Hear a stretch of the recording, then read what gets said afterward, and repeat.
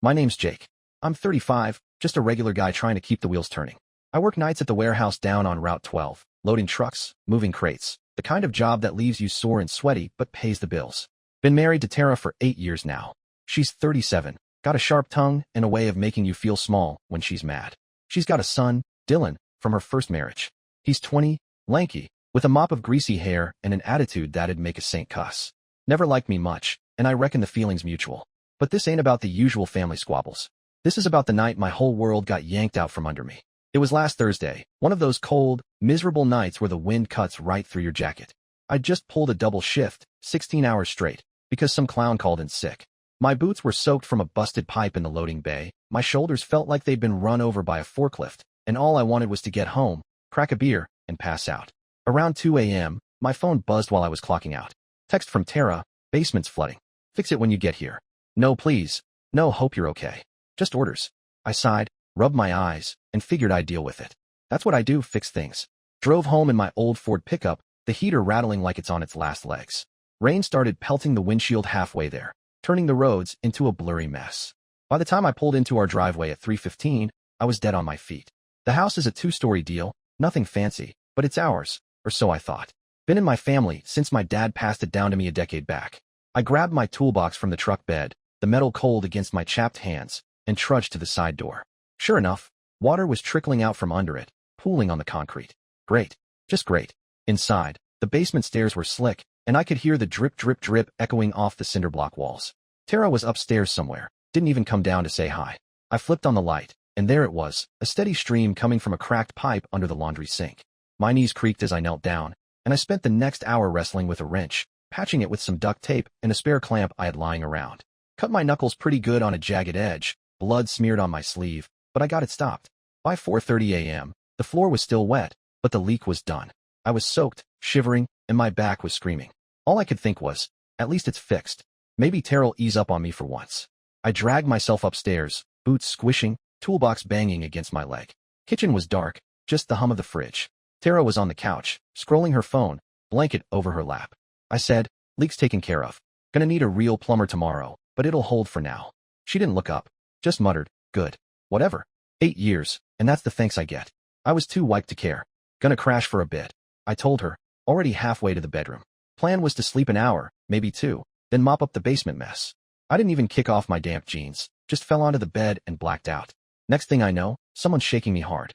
I blinked awake, groggy, head pounding like a drum. Tara's standing over me, arms folded tight, face twisted up like she's about to spit nails. Dylan's in the doorway, leaning there with this cocky grin that makes my fists itch. Clock says 8:45 a.m.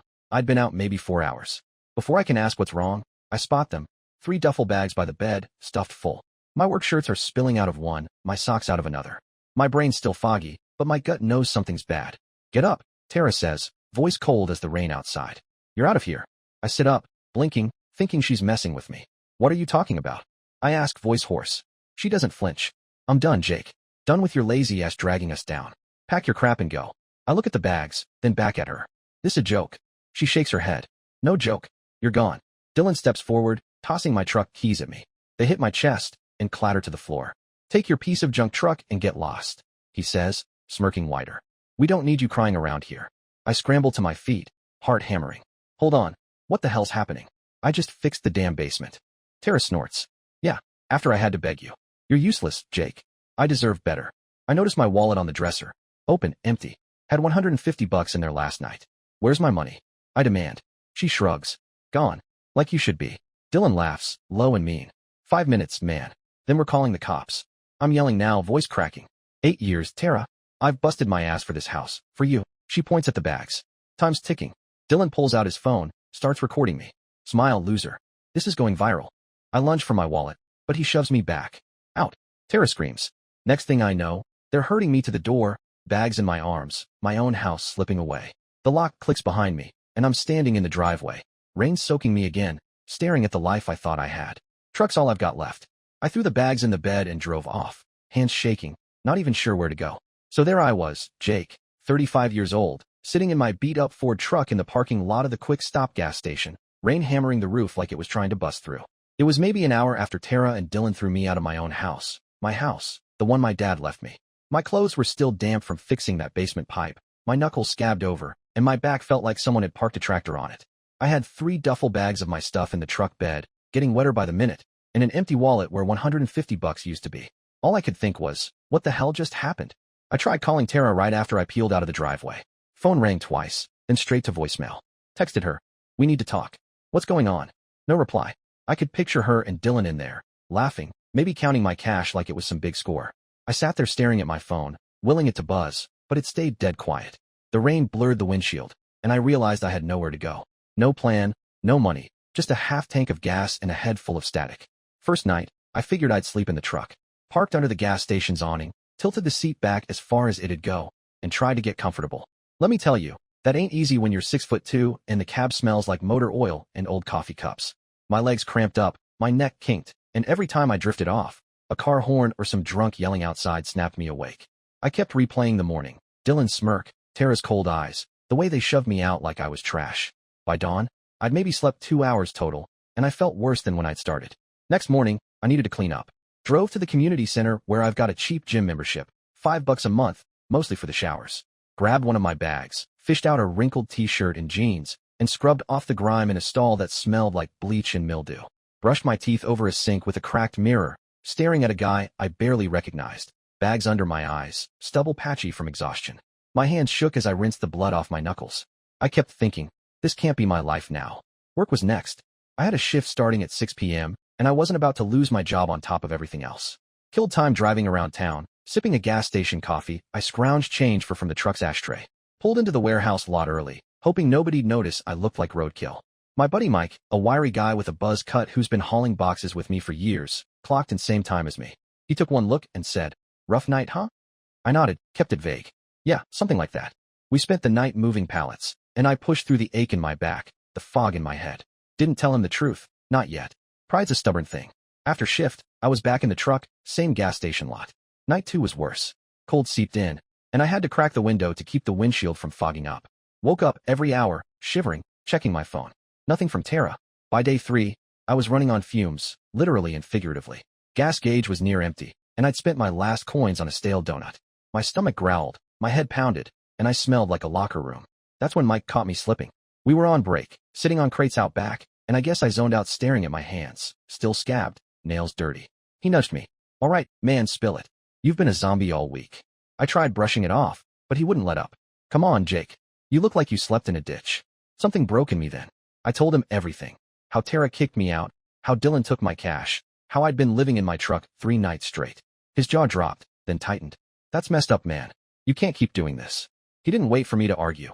Just said, crash at my place tonight. Couch ain't much, but it beats that rust bucket. I wanted to say no, to keep my mess to myself, but I was too damn tired. Followed him home after shift to his little apartment above the hardware store. Place smelled like sawdust and burnt toast, but that couch, lumpy, covered in dog hair from a mutt he didn't even own anymore, was heaven compared to the truck. He tossed me a blanket and a beer, didn't say much else. I sat there, sipping it slow, feeling the weight of the last 3 days sink in. Tara and Dylan had taken my house, my money, my peace. But sitting there, I started thinking maybe I wasn't done yet. Next morning, Mike made coffee while I checked my bank account on his laptop. Joint account with Tara, wiped clean. Every dime from my last paycheck, gone. Credit cards? Maxed out, charges from the week before, stuff I didn't buy, like fancy clothes and takeout. She'd been planning this, bleeding me dry while I was busting my ass. I slammed the laptop shut, cussing loud enough Mike poked his head in. What now, he asked. I told him. He shook his head. She's a piece of work, man. What you gonna do? That's when it hit me. I couldn't just sit there feeling sorry for myself. 8 years of grinding, keeping that house running, and they thought they could toss me out like nothing? Nah. I thanked Mike, grabbed my bags, and told him I'd figure it out. Drove by the house that afternoon, slow, just to see. Dylan's beat-up Honda was in the driveway, music blasting through the open windows. Saw Tara on the porch, smoking, laughing with some guy I didn't know. My house. My life. And they were living it up like I'd never existed. Something hot and hard settled in my chest. This wasn't over. Not by a long shot.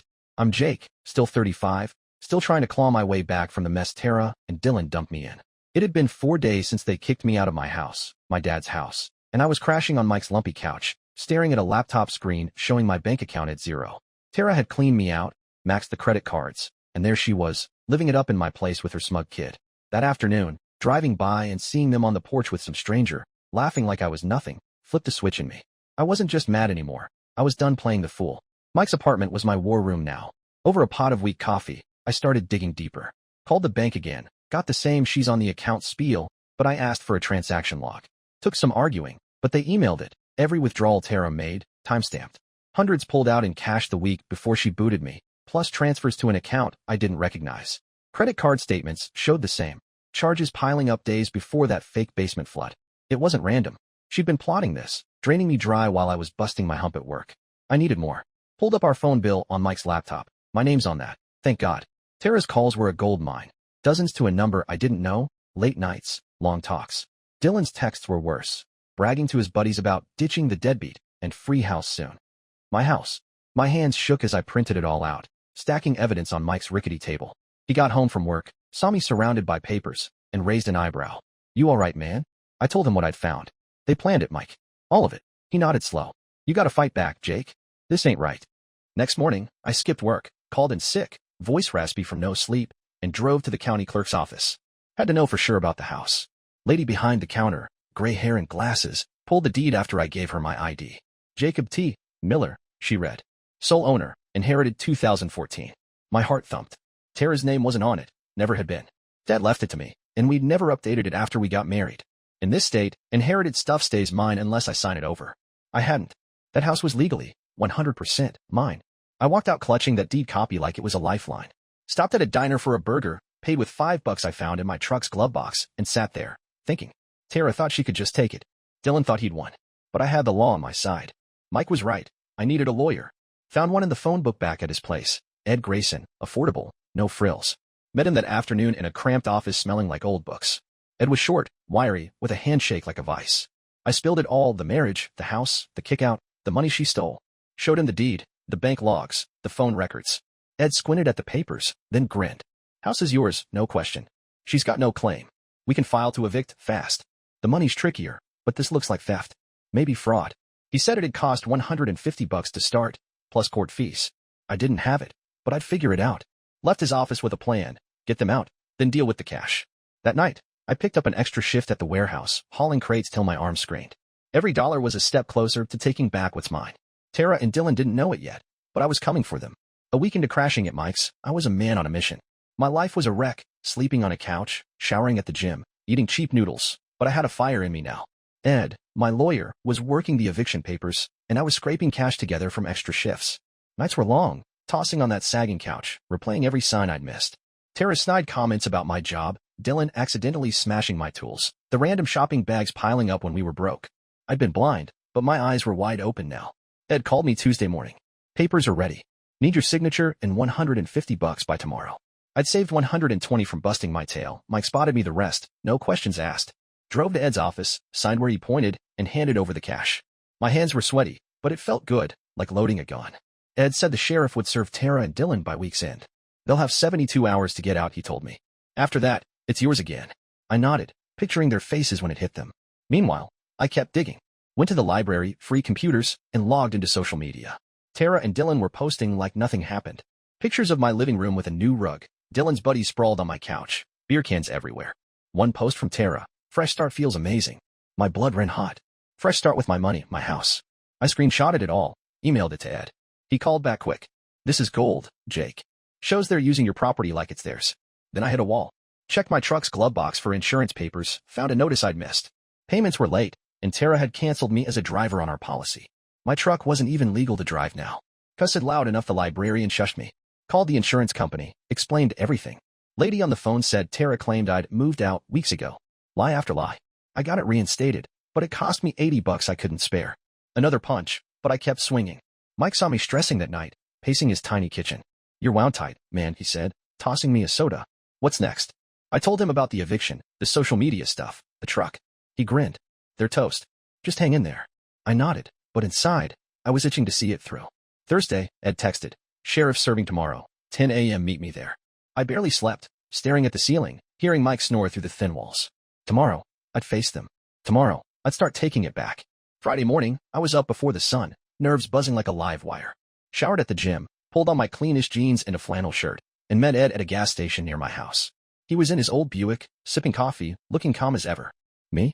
My stomach was a knot. We drove over at 9:45, parked a block away. At 10 o'clock sharp, the sheriff's cruiser rolled up, big guy, badge gleaming, stack of papers in hand. I stayed back with Ed, watching from the curb as he knocked. Dylan answered, shirtless, hair a mess, blinking like he'd just rolled out of bed. Sheriff handed him the eviction notice, started talking, couldn't hear it all, but Dylan's face went from sleepy to pissed real fast. Tara stormed out next, still in pajamas, snatching the papers. Her eyes darted around, then landed on me. If looks could kill, I'd be 6 feet under. She yelled something sounded like, "You can't do this." But the sheriff kept talking, pointing at the documents. Ed muttered, "They've got 72 hours. Clock's ticking." Tara switched gears, tears welling up, shouting how I was ruining her life. Dylan got in the sheriff's face, chest puffed out, but the guy didn't flinch, just warned him to step back. I stayed quiet, arms crossed, letting it play out. Sheriff finished, tipped his hat, and left. Tara glared at me, then slammed the door. Ed clapped my shoulder. "That's step one. They'll fight, but we've got the law." I nodded, feeling a mix of relief and dread. This wasn't over. That afternoon, my phone lit up, 15 calls from Tara, texts begging me to talk, then threatening to sue. I didn't answer. Ed said to keep it all for evidence. By night, Dylan's buddies were peeling out of the driveway, tires squealing. I drove by slow, saw Tara on the porch, smoking, head in her hands. Part of me felt bad, but then I remembered my empty wallet, my nights in the truck. Nope. She'd made her bed. Monday morning, 72 hours were up. Met Ed and the sheriff at the house again, 9 a.m. My heart was pounding, but I was ready. Tara's car was gone, Dylan's too. Sheriff knocked, no answer. Used a key I'd given him to unlock the door. Inside was a disaster, trash everywhere, holes in the drywall, my TV missing. They trashed it out of spite. Ed took pictures, said we could sue for damages later. I walked through, boots crunching on broken glass, feeling numb. It was mine again, but it didn't feel like home yet. Spent the day cleaning, sweeping, scrubbing, hauling garbage to the curb. Mike showed up with a 6-pack and a pizza, helped me patch a wall. "You did it, man," he said, cracking a beer. I shrugged. "Got the house. Still lost 8 years." He nodded, didn't push. That night, I slept on the floor, mattress was gone, but it was my floor. Next day, I changed the locks, got the utilities back in my name. Tara kept calling, leaving voicemails about needing money, a place to stay. I deleted them. Ed said the fraud case was building. She'd forged my name on a loan for 10 grand I never saw. Bank was investigating. She'd face heat soon. Then a curveball. Tara's mom, Linda, showed up Wednesday. Older lady, frail, eyes red. Said Tara and Dylan were crashing with her, broke and fighting. She begged me to take Tara back. "She's sorry, Jake." I shook my head. "She stole from me, Linda. Trashed my life." She cried, left. I felt bad, but I wasn't bending. 2 months later, I'm still Jake, still 35, but I'm different. House is mine, fixed up slow with Mike's help, new paint, thrift store couch, roof patched. Work steady, bank accounts growing. Tara and Dylan? Linda says they're in a cheap motel, scraping by. Fraud case hit. Tara's facing charges, might do time. Dylan's working fast food, hating it. Karma's funny like that. One night, I'm on the porch with a beer, watching the stars. Phone buzzes, text from an old high school buddy, Sarah. She'd heard my story through the grapevine, asked how I was. We met for coffee next day. She's 34, funny, kind, nothing like Tara. We've hung out a few times since, no pressure, just easy. I'm not rushing, but it's nice to smile again. House feels like mine now. Planted a tree out front, dumb, maybe, but it's a start. I'm not the guy Tara threw away. I'm tougher, smarter. She thought she'd break me, but I rebuilt. And for the first time in years, I'm looking forward, not back.